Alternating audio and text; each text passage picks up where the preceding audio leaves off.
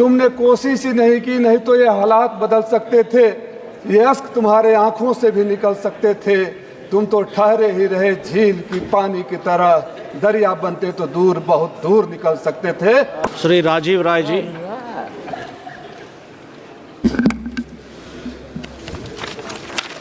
धन्यवाद अध्यक्ष महोदय, मुझे बजट के इस महत्वपूर्ण मौके पर बोलने का मौका देने के लिए। अध्यक्ष जी, अगर आप इस बजट को ध्यान से पढ़ेंगे और समझने की कोशिश करेंगे तो ये बजट कुछ और नहीं, भारतीय जनता पार्टी के झूठे दावों, झूठी बातें और जुमलों को चीख चीख कर आईना दिखाने वाला बजट है। सरकार की गजब की कहानी है। पिछले 10 सालों से 2 करोड़ रोजगार नौकरी हर साल दे रहे हैं। माननीय प्रधानमंत्री जी कुछ दिनों पहले बोले थे कि 3-4 साल में 8 करोड़ नौकरी और रोजगार दे दिए। लेकिन कमाल की बात है कि जो 80 करोड़ लोगों को 5 किलो राशन बरसों से दे रहे हैं, 79 करोड़ 99,09,999 अभी तक नहीं हुआ, 80 करोड़ ही है। दोनों एक साथ कैसे हो सकता है? इससे बड़ा झूठ कुछ हो ही नहीं सकता।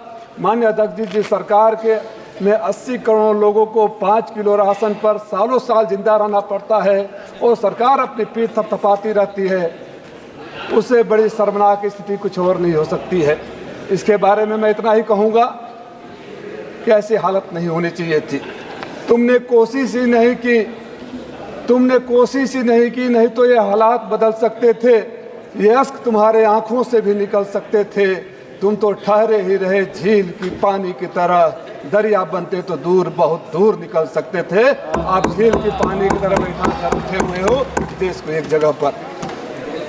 आदरणीय अध्यक्ष जी, जब मैं बजट भाषण माननीय वित्त मंत्री जी से सुन रहा था और बाद में इस पुस्तिका में पढ़ रहा था, तो एक बार की मुझे ऐसा लगा कि ये बजट मैं बिहार के वित्त मंत्री का सुन रहा हूँ। खुश मत होइए आप, इस खुश मत होइए सुधाकर बाबू खुश मत होइए कि बिहार के लोगों को बहुत कुछ मिल गया। आप सबको याद होगा भाइयों बहनों, 70,000 करोड़, 80,000 करोड़, 90,000 करोड़, 1 लाख करोड़, 1.25 लाख करोड़। वो 1.25 लाख करोड़ कहाँ गया? या तो गया नहीं, और गया तो सारी पुलें गिर गई। मैं अध्यक्ष जी बड़ा चिंतित हूँ 2 बातों को लेकर।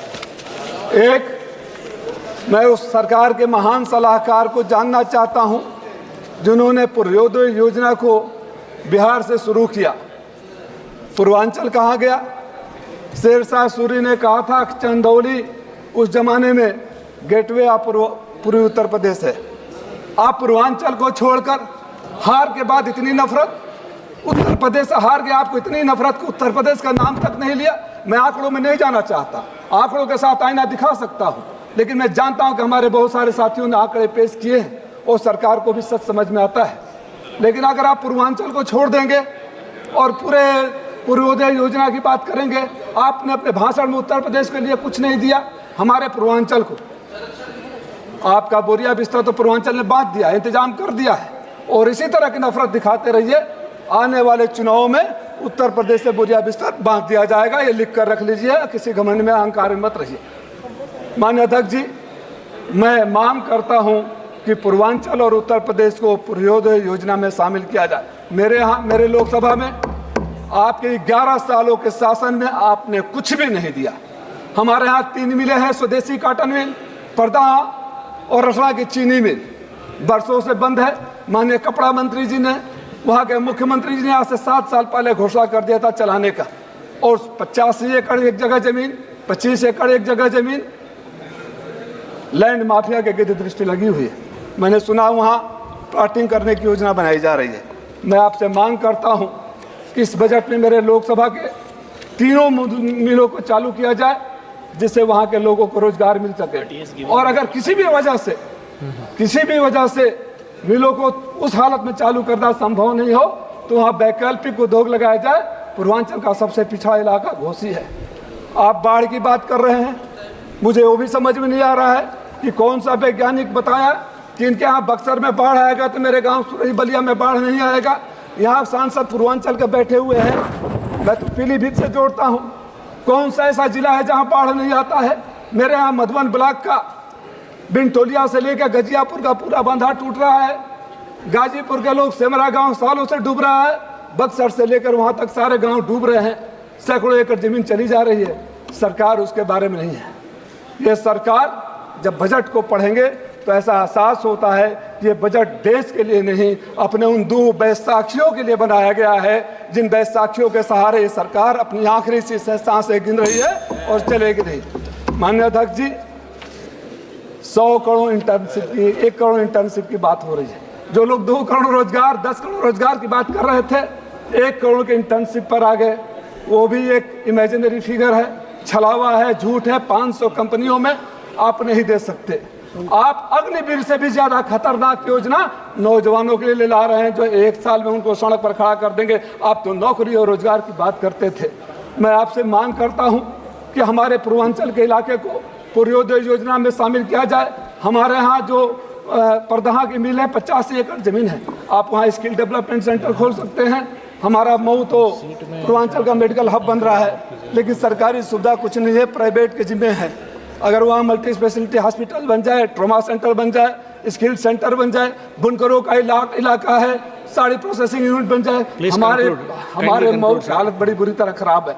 मैं आपसे मांग करता हूँ कि ये सरकार जो नौकरी के वादे करती थी, जिन्होंने बार बार कहा है कि हमने हर साल 2 करोड़ नौकरी लेकर आए हैं, रोजगार लेकर आए हैं, एक इस सदन के लोगों को पता होना चाहिए कि नौकरी रोजगार किस बोरे में रखकर किस खाई में फेंक दिया गया है, जो न पढ़ा जा रहा है न दिखाई दिया जा रहा है। आप झूठे दावे बंद करिए, मैं आपका समय ज़्यादा नहीं लूँगा। जो झूठे झूठे वादे करते हैं, आप बजट में हर साल बातें करते हैं, पिछली बजट की बात नहीं होती है, वो पैसे कहाँ गए? आप तो कुछ इस तरह एहसान करते हैं हुजूर कि अपने बातों से इस आवाम पर कुछ इस तरह एहसान करते हैं।